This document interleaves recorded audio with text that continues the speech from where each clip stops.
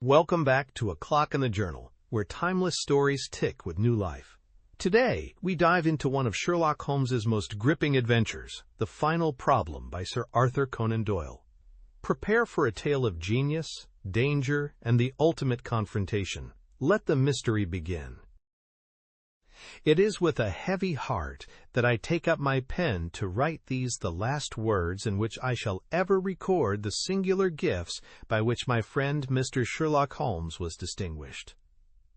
In an incoherent and, as I deeply feel, an entirely inadequate fashion, I have endeavored to give some account of my strange experiences in his company from the chance which first brought us together at the period of the Study in Scarlet, up to the time of his interference in the matter of the naval treaty, an interference which had the unquestionable effect of preventing a serious international complication.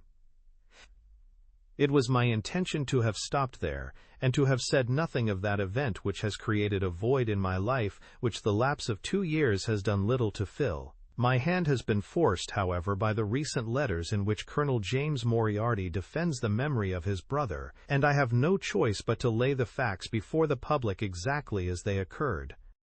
I alone know the absolute truth of the matter, and I am satisfied that the time has come when no good purpose is to be served by its suppression. As far as I know, there have been only 3 accounts in the public press, that in the Journal de Genève on May 6, 1891, the Reuters dispatch in the English papers on May 7, and finally the recent letter to which I have alluded. Of these, the first and second were extremely condensed, while the last is, as I shall now show, an absolute perversion of the facts. It lies with me to tell for the first time what really took place between Professor Moriarty and Mr. Sherlock Holmes. It may be remembered that after my marriage and my subsequent start in private practice, the very intimate relations which had existed between Holmes and myself became to some extent modified. He still came to me from time to time when he desired a companion in his investigation, but these occasions grew more and more seldom, until I find that in the year 1890 there were only 3 cases of which I retain any record. During the winter of that year and the early spring of 1891, I saw in the papers that he had been engaged by the French government upon a matter of supreme importance, and I received 2 notes from Holmes, dated from Narbonne and from Nimes, from which I gathered that his stay in France was likely to be a long one. It was with some surprise, therefore, that I saw him walk into my consulting room upon the evening of the 24th of April. It struck me that he was looking even paler and thinner than usual. "Yes, I have been using myself up rather too freely," he remarked in answer to my look rather than to my words. "I have been a little pressed of late. Have you any objection to my closing your shutters?" The only light in the room came from the lamp upon the table at which I had been reading. Holmes edged his way round the wall, and flinging the shutters together, he bolted them securely. "You are afraid of something?" I asked. "Well, I am." "Of what?" "Of air guns." "My dear Holmes, what do you mean?"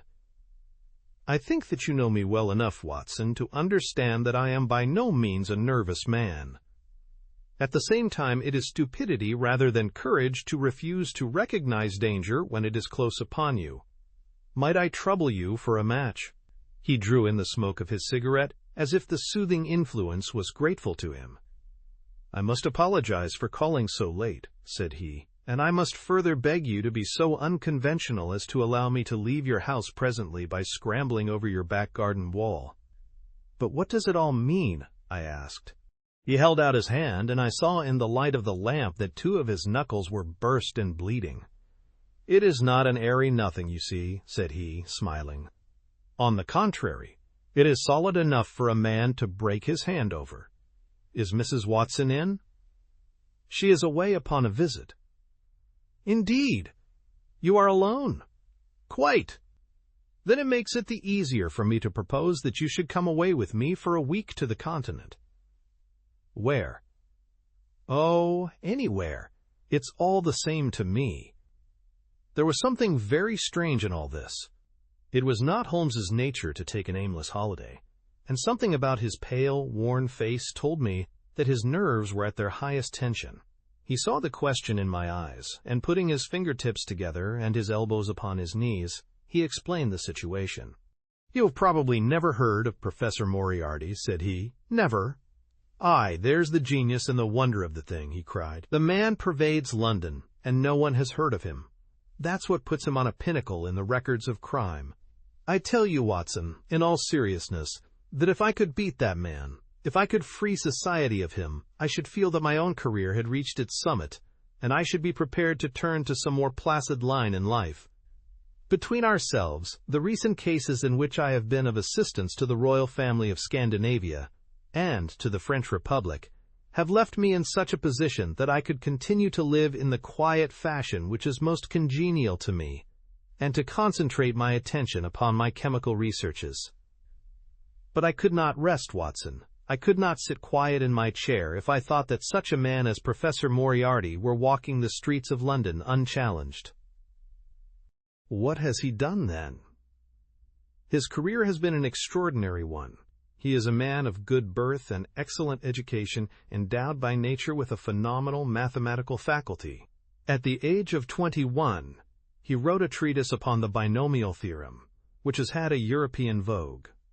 On the strength of it, he won the mathematical chair at one of our smaller universities, and had, to all appearances, a most brilliant career before him. But the man had hereditary tendencies of the most diabolical kind. A criminal strain ran in his blood, which, instead of being modified, was increased and rendered infinitely more dangerous by his extraordinary mental powers. Dark rumors gathered round him in the university town, and eventually he was compelled to resign his chair and to come down to London, where he set up as an army coach. So much is known to the world, but what I am telling you now is what I have myself discovered. As you are aware, Watson, there is no one who knows the higher criminal world of London so well as I do. For years past, I have continually been conscious of some power behind the malefactor, some deep organizing power which forever stands in the way of the law and throws its shield over the wrongdoer. Again and again, in cases of the most varying sorts, forgery cases, robberies, murders, I have felt the presence of this force, and I have deduced its action in many of those undiscovered crimes in which I have not been personally consulted. For years I have endeavored to break through the veil which shrouded it, and at last the time came when I seized my thread and followed it, until it led me, after 1,000 cunning windings, to ex-Professor Moriarty of mathematical celebrity. He is the Napoleon of crime, Watson. He is the organizer of half that is evil and of nearly all that is undetected in this great city. He is a genius, a philosopher, an abstract thinker. He has a brain of the first order. He sits motionless, like a spider in the center of its web, but that web has 1,000 radiations, and he knows well every quiver of each of them. He does little himself. He only plans. But his agents are numerous and splendidly organized. Is there a crime to be done? A paper to be abstracted, we will say, a house to be rifled, a man to be removed? The word is passed to the professor, the matter is organized and carried out. The agent may be caught. In that case, money is found for his bail or his defense. But the central power which uses the agent is never caught, never so much as suspected. This was the organization which I deduced, Watson, and which I devoted my whole energy to exposing and breaking up. But the professor was fenced round with safeguards so cunningly devised that, do what I would, it seemed impossible to get evidence which would convict in a court of law. You know my powers, my dear Watson, and yet at the end of 3 months I was forced to confess that I had at last met an antagonist who was my intellectual equal. My horror at his crimes was lost in my admiration at his skill. But at last he made a trip, only a little trip, but it was more than he could afford when I was so close upon him. I had my chance, and starting from that point, I have woven my net round him until now it is all ready to close. In 3 days, that is to say, on Monday next, matters will be ripe, and the professor, with all the principal members of his gang, will be in the hands of the police. Then will come the greatest criminal trial of the century, the clearing up of over 40 mysteries, and the rope for all of them. But if we move at all prematurely, you understand, they may slip out of our hands even at the last moment. Now, if I could have done this without the knowledge of Professor Moriarty, all would have been well. But he was too wily for that. He saw every step which I took to draw my toils round him. Again and again he strove to break away, but I as often headed him off. I tell you, my friend, that if a detailed account of that silent contest could be written, it would take its place as the most brilliant bit of thrust and parry work in the history of detection. Never have I risen to such a height, and never have I been so hard-pressed by an opponent. He cut deep, and yet I just undercut him. This morning the last steps were taken, and 3 days only were wanted to complete the business.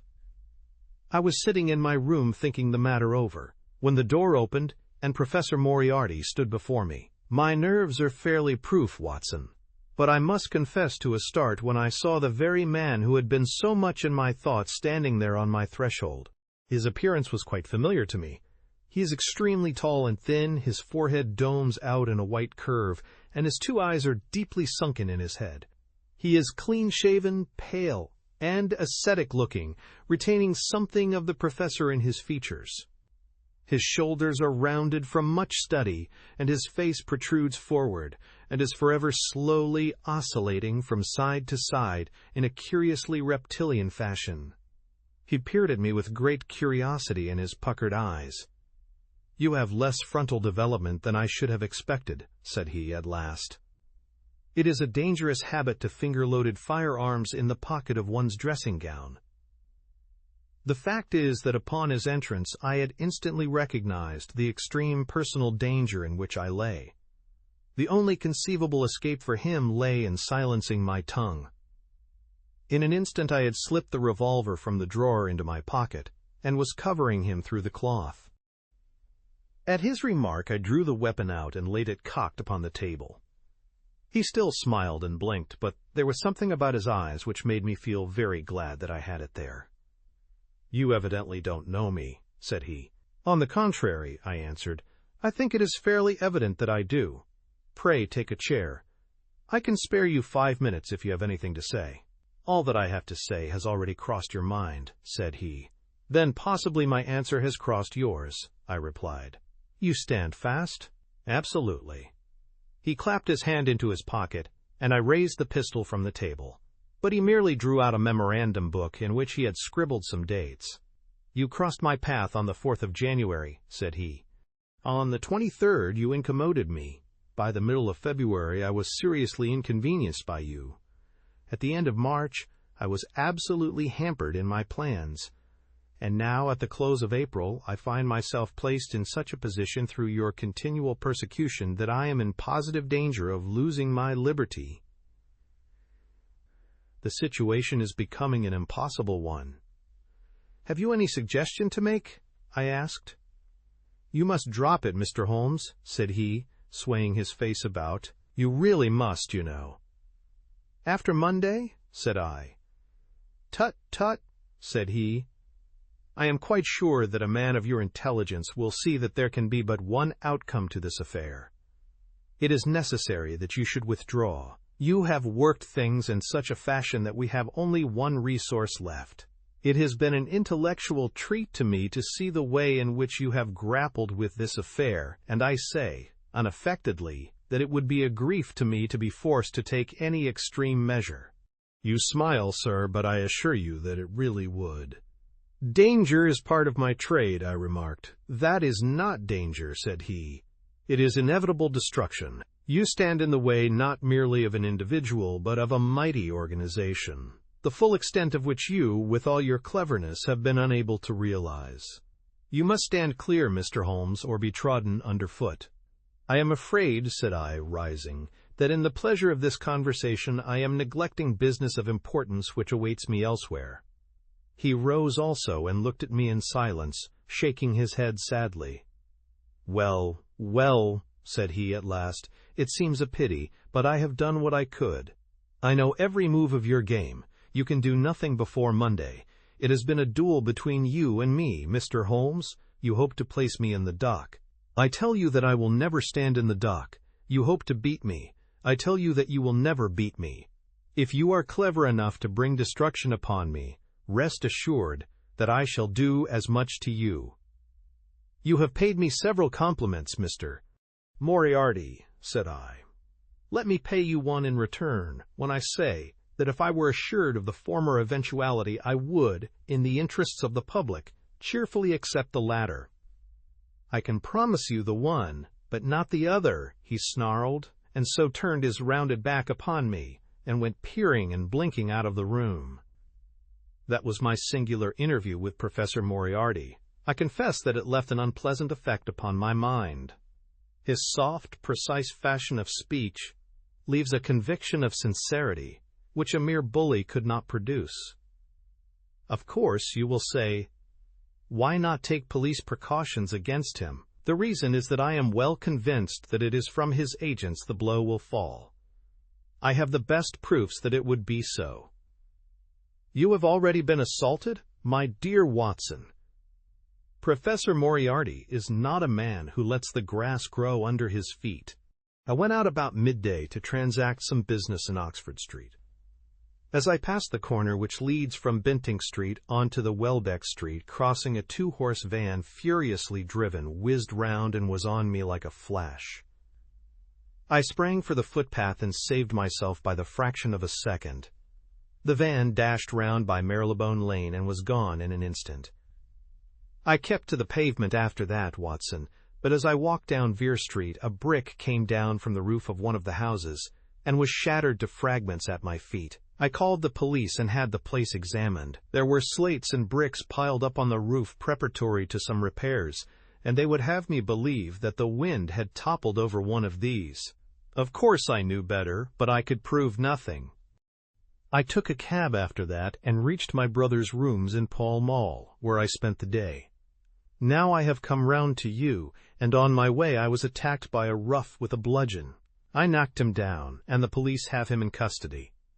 But I can tell you with the most absolute confidence that no possible connection will ever be traced between the gentleman upon whose front teeth I have barked my knuckles and the retiring mathematical coach, who is, I dare say, working out problems upon a blackboard 10 miles away.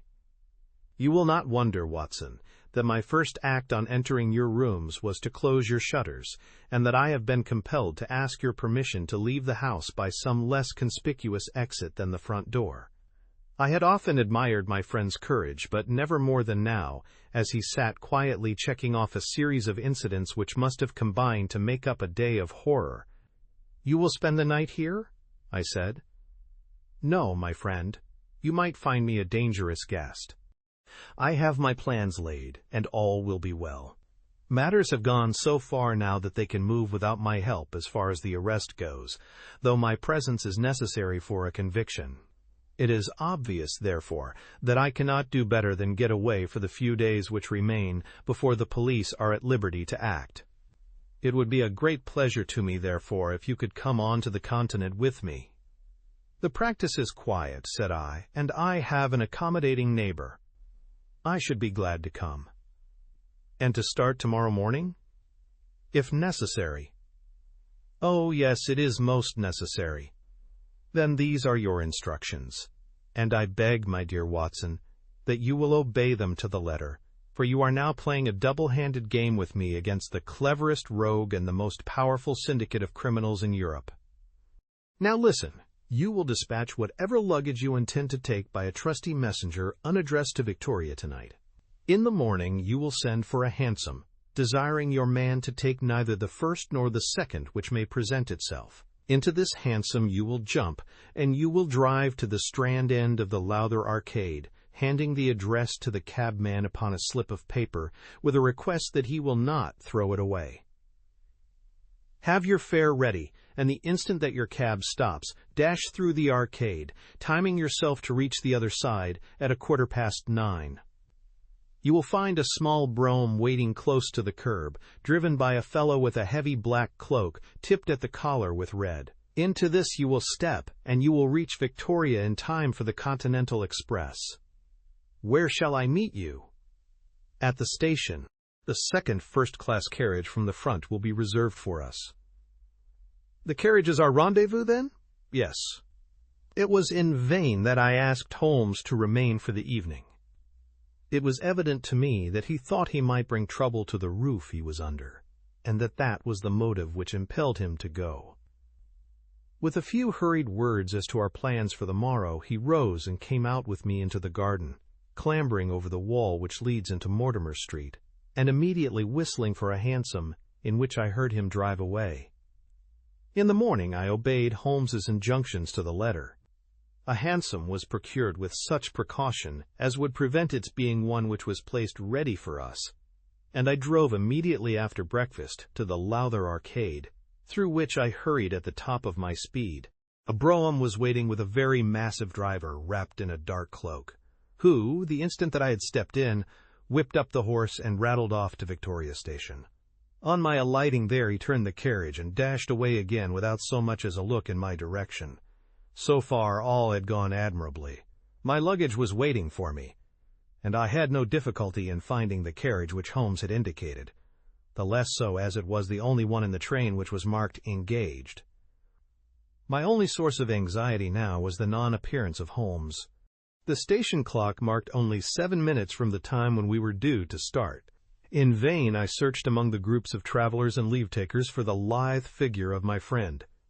There was no sign of him. I spent a few minutes in assisting a venerable Italian priest who was endeavoring to make a porter understand, in his broken English, that his luggage was to be booked through to Paris. Then, having taken another look round, I returned to my carriage, where I found that the porter, in spite of the ticket, had given me my decrepit Italian friend as a traveling companion. It was useless for me to explain to him that his presence was an intrusion, for my Italian was even more limited than his English, so I shrugged my shoulders resignedly and continued to look out anxiously for my friend. A chill of fear had come over me, as I thought that his absence might mean that some blow had fallen during the night. Already the doors had all been shut and the whistle blown, when, "My dear Watson," said a voice, "you have not even condescended to say good morning." I turned in uncontrollable astonishment. The aged ecclesiastic had turned his face towards me. For an instant the wrinkles were smoothed away, the nose drew away from the chin, the lower lip ceased to protrude and the mouth to mumble, the dull eyes regained their fire, the drooping figure expanded, the next the whole frame collapsed again, and Holmes had gone as quickly as he had come. "Good heavens!" I cried. "How you startled me!" "Every precaution is still necessary," he whispered. "I have reason to think that they are hot upon our trail." Ah, there is Moriarty himself. The train had already begun to move as Holmes spoke. Glancing back, I saw a tall man pushing his way furiously through the crowd and waving his hand as if he desired to have the train stopped. It was too late, however, for we were rapidly gathering momentum, and an instant later had shot clear of the station. "With all our precautions, you see that we have cut it rather fine," said Holmes, laughing. He rose, and throwing off the black cassock and hat which had formed his disguise, he packed them away in a handbag. "Have you seen the morning paper, Watson?" "No." "You haven't seen about Baker Street, then?" "Baker Street?" "They set fire to our rooms last night. No great harm was done." "Good heavens, Holmes! This is intolerable. They must have lost my track completely after their bludgeon man was arrested. Otherwise they could not have imagined that I had returned to my rooms. They have evidently taken the precaution of watching you, however, and that is what has brought Moriarty to Victoria. You could not have made any slip in coming? I did exactly what you advised." "Did you find your brougham?" "Yes, it was waiting." "Did you recognize your coachman?" "No, it was my brother Mycroft. It is an advantage to get about in such a case without taking a mercenary into your confidence. But we must plan what we are to do about Moriarty now. As this is an express, and as the boat runs in connection with it, I should think we have shaken him off very effectively. My dear Watson, you evidently did not realize my meaning when I said that this man may be taken as being quite on the same intellectual plane as myself. You do not imagine that if I were the pursuer I should allow myself to be baffled by so slight an obstacle. Why, then, should you think so meanly of him? What will he do? What I should do? What would you do, then? Engage a special. But it must be late. By no means. This train stops at Canterbury, and there is always at least a quarter of an hour's delay at the boat. He will catch us there. One would think that we were the criminals. Let us have him arrested on his arrival. It would be to ruin the work of 3 months. We should get the big fish, but the smaller would dart right and left out of the net. On Monday we should have them all. No, an arrest is inadmissible. What then? We shall get out at Canterbury. And then? Well, then we must make a cross-country journey to Newhaven, and so over to Dieppe. Moriarty will again do what I should do. He will get on to Paris, mark down our luggage, and wait for 2 days at the depot. In the meantime, we shall treat ourselves to a couple of carpet-bags, encourage the manufactures of the countries through which we travel, and make our way at our leisure into Switzerland via Luxembourg and Basel. At Canterbury, therefore, we alighted, only to find that we should have to wait an hour before we could get a train to Newhaven. I was still looking rather ruefully after the rapidly disappearing luggage van which contained my wardrobe, when Holmes pulled my sleeve and pointed up the line. "Already, you see," said he. Far away from among the Kentish woods there rose a thin spray of smoke. A minute later, a carriage and engine could be seen flying along the open curve which leads to the station. We had hardly time to take our place behind a pile of luggage when it passed with a rattle and a roar, beating a blast of hot air into our faces. "There he goes," said Holmes, as we watched the carriage swing and rock over the points. "There are limits, you see, to our friend's intelligence." It would have been a coup de maître had he deduced what I would deduce and acted accordingly. And what would he have done had he overtaken us? There cannot be the least doubt that he would have made a murderous attack upon me. It is, however, a game at which two may play. The question now is whether we should take a premature lunch here or run our chance of starving before we reach the buffet at Newhaven. We made our way to Brussels that night and spent 2 days there, moving on upon the 3rd day as far as Strasbourg. On the Monday morning, Holmes had telegraphed to the London police, and in the evening we found a reply waiting for us at our hotel. Holmes tore it open, and then, with a bitter curse, hurled it into the grate. "I might have known it," he groaned. "He has escaped." "Moriarty? They have secured the whole gang, with the exception of him. He has given them the slip. Of course, when I had left the country, there was no one to cope with him. But I did think that I had put the game in their hands. I think that you had better return to England, Watson." "Why?" "Because you will find me a dangerous companion now. This man's occupation is gone. He is lost if he returns to London. If I read his character right, he will devote his whole energies to revenging himself upon me. He said as much in our short interview, and I fancy that he meant it. I should certainly recommend you to return to your practice." It was hardly an appeal to be successful with one who was an old campaigner as well as an old friend. We sat in the Strasbourg salle à manger arguing the question for half an hour, but the same night we had resumed our journey and were well on our way to Geneva. For a charming week we wandered up the valley of the Rhone, and then, branching off at Luc, we made our way over the Gemmi Pass, still deep in snow, and so, by way of Interlaken, to Meiringen. It was a lovely trip, the dainty green of the spring below, the virgin white of the winter above, but it was clear to me that never for one instant did Holmes forget the shadow which lay across him. In the homely alpine villages or in the lonely mountain passes, I could tell by his quick glancing eyes and his sharp scrutiny of every face that passed us, that he was well convinced that, walk where we would, we could not walk ourselves clear of the danger which was dogging our footsteps. Once I remember, as we passed over the Gemmi and walked along the border of the melancholy Daubensee, a large rock which had been dislodged from the ridge upon our right clattered down and roared into the lake behind us. In an instant Holmes had raced up onto the ridge, and standing upon a lofty pinnacle, craned his neck in every direction. It was in vain that our guide assured him that a fall of stones was a common chance in the springtime at that spot. He said nothing, but he smiled at me with the air of a man who sees the fulfillment of that which he had expected. And yet for all his watchfulness he was never depressed.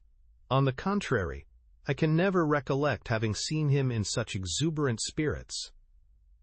Again and again he recurred to the fact that if he could be assured that society was freed from Professor Moriarty, he would cheerfully bring his own career to a conclusion. "I think that I may go so far as to say, Watson, that I have not lived wholly in vain," he remarked. "If my record were closed tonight, I could still survey it with equanimity. The air of London is the sweeter for my presence. In over 1,000 cases, I am not aware that I have ever used my powers upon the wrong side. Of late, I have been tempted to look into the problems furnished by nature rather than those more superficial ones for which our artificial state of society is responsible. Your memoirs will draw to an end, Watson, upon the day that I crown my career by the capture or extinction of the most dangerous and capable criminal in Europe. I shall be brief and yet exact in the little which remains for me to tell. It is not a subject on which I would willingly dwell, and yet I am conscious that a duty devolves upon me to omit no detail. It was on the 3rd of May that we reached the little village of Meiringen, where we put up at the Englischer Hof, then kept by Peter Stuyler the elder. Our landlord was an intelligent man, and spoke excellent English, having served for 3 years as waiter at the Grosvenor Hotel in London. At his advice, on the afternoon of the 4th we set off together, with the intention of crossing the hills and spending the night at the hamlet of Rosenlaui. We had strict injunctions, however, on no account to pass the falls of Reichenbach, which are about halfway up the hill, without making a small detour to see them. It is indeed a fearful place. The torrent, swollen by the melting snow, plunges into a tremendous abyss, from which the spray rolls up like the smoke from a burning house. The shaft into which the river hurls itself is an immense chasm, lined by glistening coal-black rock, and narrowing into a creaming, boiling pit of incalculable depth, which brims over and shoots the stream onward over its jagged lip, the long sweep of green water roaring forever down, and the thick, flickering curtain of spray hissing forever upward, turn a man giddy with their constant whirl and clamor. We stood near the edge, peering down at the gleam of the breaking water far below us against the black rocks, and listening to the half-human shout which came booming up with the spray out of the abyss. The path has been cut halfway round the fall to afford a complete view, but it ends abruptly, and the traveler has to return as he came. We had turned to do so, when we saw a Swiss lad come running along it with a letter in his hand. It bore the mark of the hotel which we had just left, and was addressed to me by the landlord. It appeared that within a very few minutes of our leaving, an English lady had arrived, who was in the last stage of consumption. She had wintered at Davos Platz, and was journeying now to join her friends at Lucerne, when a sudden hemorrhage had overtaken her. It was thought that she could hardly live a few hours, but it would be a great consolation to her to see an English doctor, and, if I would only return, etc. The good Stuyler assured me in a postscript that he would himself look upon my compliance as a very great favor, since the lady absolutely refused to see a Swiss physician, and he could not but feel that he was incurring a great responsibility. The appeal was one which could not be ignored. It was impossible to refuse the request of a fellow countrywoman dying in a strange land. Yet I had my scruples about leaving Holmes. It was finally agreed, however, that he should retain the young Swiss messenger with him as guide and companion while I returned to Meiringen. My friend would stay some little time at the fall, he said, and would then walk slowly over the hill to Rosenlaui, where I was to rejoin him in the evening. As I turned away, I saw Holmes, with his back against a rock and his arms folded, gazing down at the rush of the waters. It was the last that I was ever destined to see of him in this world. When I was near the bottom of the descent, I looked back. It was impossible from that position to see the fall, but I could see the curving path which winds over the shoulder of the hill and leads to it. Along this a man was, I remember, walking very rapidly. I could see his black figure clearly outlined against the green behind him. I noted him, and the energy with which he walked, but he passed from my mind again as I hurried on upon my errand. It may have been a little over an hour before I reached Meiringen. Old Styler was standing at the porch of his hotel. "Well," said I as I came hurrying up, "I trust that she is no worse?" A look of surprise passed over his face, and at the first quiver of his eyebrows my heart turned to lead in my breast. "You did not write this?" I said, pulling the letter from my pocket. "There is no sick Englishwoman in the hotel?" "Certainly not," he cried. "But it has the hotel mark upon it." "Ha! It must have been written by that tall Englishman who came in after you had gone," he said. But I waited for none of the landlord's explanations. In a tingle of fear, I was already running down the village street, and making for the path which I had so lately descended. It had taken me an hour to come down. For all my efforts, 2 more had passed before I found myself at the fall of Reichenbach once more. There was Holmes's Alpine stock still leaning against the rock by which I had left him, but there was no sign of him, and it was in vain that I shouted. My only answer was my own voice reverberating in a rolling echo from the cliffs around me. It was the sight of that Alpine stock which turned me cold and sick. He had not gone to Rosenlaui then. He had remained on that 3-foot path, with sheer wall on one side and sheer drop on the other, until his enemy had overtaken him. The young Swiss had gone too. He had probably been in the pay of Moriarty, and had left the 2 men together. And then, what had happened? Who was to tell us what had happened then?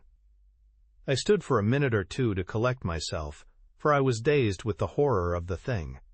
Then I began to think of Holmes's own methods, and to try to practice them in reading this tragedy. It was, alas, only too easy to do. During our conversation we had not gone to the end of the path, and the Alpine stock marked the place where we had stood. The blackish soil is kept forever soft by the incessant drift of spray, and a bird would leave its tread upon it. 2 lines of footmarks were clearly marked along the farther end of the path, both leading away from me. There were none returning. A few yards from the end, the soil was all plowed up into a patch of mud, and the branches and ferns which fringed the chasm were torn and bedraggled. I lay upon my face and peered over with the spray spouting up all around me. It had darkened since I left, and now I could only see here and there the glistening of moisture upon the black walls, and far away down at the end of the shaft the gleam of the broken water. I shouted, but only the same half-human cry of the fall was borne back to my ears. But it was destined that I should, after all, have a last word of greeting from my friend and comrade. I have said that his Alpine stock had been left leaning against a rock which jutted onto the path. From the top of this boulder the gleam of something bright caught my eye, and, raising my hand, I found that it came from the silver cigarette case which he used to carry. As I took it up, a small square of paper upon which it had lain fluttered down onto the ground. Unfolding it, I found that it consisted of 3 pages torn from his notebook and addressed to me. It was characteristic of the man that the direction was precise, and the writing as firm and clear as though it had been written in his study. "My dear Watson," he said, "I write these few lines through the courtesy of Mr. Moriarty, who awaits my convenience for the final discussion of those questions which lie between us. He has been giving me a sketch of the methods by which he avoided the English police and kept himself informed of our movements. They certainly confirm the very high opinion which I had formed of his abilities. I am pleased to think that I shall be able to free society from any further effects of his presence, though I fear that it is at a cost which will give pain to my friends, and especially, my dear Watson, to you. I have already explained to you, however, that my career had in any case reached its crisis, and that no possible conclusion to it could be more congenial to me than this. Indeed, if I may make a full confession to you, I was quite convinced that the letter from Meiringen was a hoax, and I allowed you to depart on that errand, under the persuasion that some development of this sort would follow. Tell Inspector Patterson that the papers which he needs to convict the gang are in Pigeonhole M, done up in a blue envelope and inscribed Moriarty. I made every disposition of my property before leaving England, and handed it to my brother Mycroft. Pray give my greetings to Mrs. Watson, and believe me to be, my dear fellow, very sincerely yours, Sherlock Holmes. A few words may suffice to tell the little that remains. An examination by experts leaves little doubt that a personal contest between the two men ended, as it could hardly fail to end in such a situation, in their reeling over, locked in each other's arms. Any attempt at recovering the bodies was absolutely hopeless, and there, deep down in that dreadful cauldron of swirling water and seething foam, will lie for all time the most dangerous criminal and the foremost champion of the law of their generation. The Swiss youth was never found again, and there can be no doubt that he was one of the numerous agents whom Moriarty kept in his employ. As to the gang, it will be within the memory of the public how completely the evidence which Holmes had accumulated exposed their organization, and how heavily the hand of the dead man weighed upon them. Of their terrible chief few details came out during the proceedings, and if I have now been compelled to make a clear statement of his career, it is due to those injudicious champions who have endeavored to clear his memory by attacks upon him, whom I shall ever regard as the best and the wisest man whom I have ever known.